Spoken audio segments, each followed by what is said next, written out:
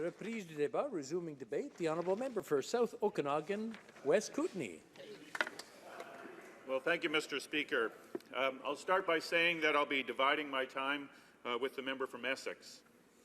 I'm happy to rise here today to speak to this motion. And although my colleague from Central Okanagan, Smilkameen Nicola, has framed it as free the beer, it has much broader implications, as we've heard throughout the debate today. And it is also important, it's an important issue in my riding and his because of the wine industry. But I'll happily start with beer, as the motion refers directly to the Como decision that was triggered by the transport of beer across provincial boundaries. Now, not being an economist, when I began to prepare my speech on this subject, I asked my colleague, the member from Regina Louvain, if he had any advice. And his immediate response, his sage advice, was watch Smokey and the Bandit. Now, that was a 70s movie that I had somehow missed over the past 40 years, but I did go home yesterday and find it on Netflix. I knew that it was a fun story about truckers and the police, but I had not appreciated the serious theme at its heart, which was the transport of beer across state lines. And I'm told that in subsequent years, the interstate restrictions on beer transport have been largely lifted in the United States, though I'm not sure Burt Reynolds can take any credit for that. Sally Field, though. But interprovincial restrictions on beer transport is still an issue in Canada. Now, there are many examples of interprovincial trade barriers, but the most apparent to the public are those around alcohol. Beer production and sales are a great example. Mr. Speaker, one of the biggest trends in Canada over the past decade has been the growth of independent breweries in Canada. In 2006, there were 88 breweries in our country. Today, there are more than 500. Most of those are small, producing less than 2,000 hectolitres each year. And over a quarter of Canadian breweries are in my home province of British Columbia. And yesterday, I talked to the owner of one of those fine small breweries in my riding. He urged me to support this motion to clear up the uncertainty around the transport of alcohol across provincial boundaries. These legal restrictions hamper the ability of small breweries to expand as their products grow in popularity. Now, earlier today, the Minister of Innovation mentioned the problem that many small businesses have to scale up their operations. Well, here's a straightforward way to make it easier for many small businesses to grow across our country.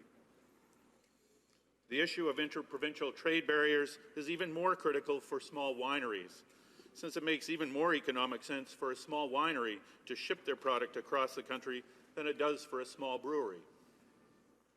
The wine industry is a large and growing part of the economy in my riding of South Okanagan, West Kootenay, as it is in many other parts of Canada, although I have to say, as I often do, the wineries in my riding do make the finest wine in the country.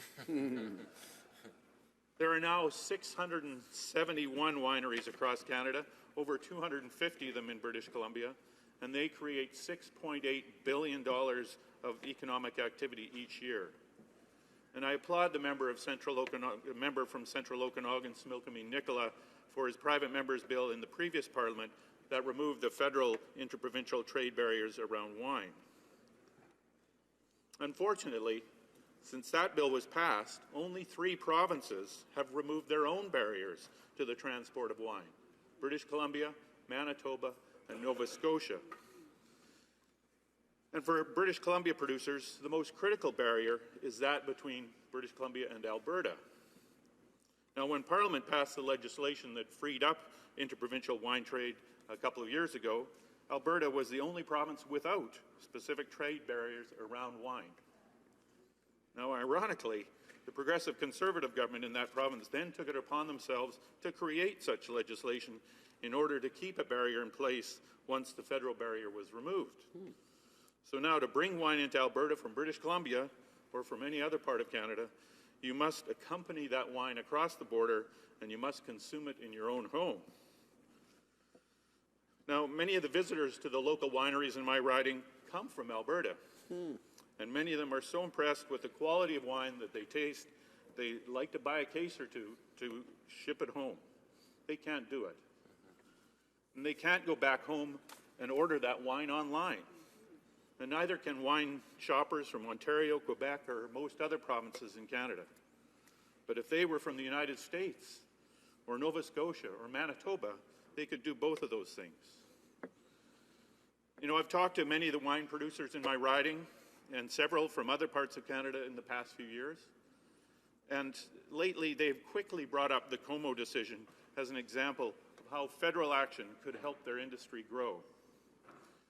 Right now, only 10% of the wine consumed in Canada is made entirely in Canada, but that could grow more quickly if interprovincial barriers were lifted.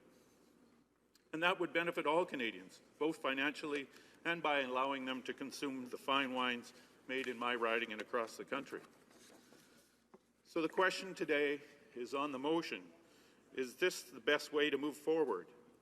Will asking the Supreme Court for a reference as to the Como decision help the negotiations between federal government and its provincial and territorial partners?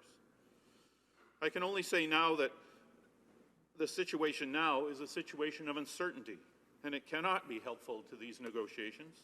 And I think that clarity would help negotiations and help build collaboration and cooperation between provinces and the federal government.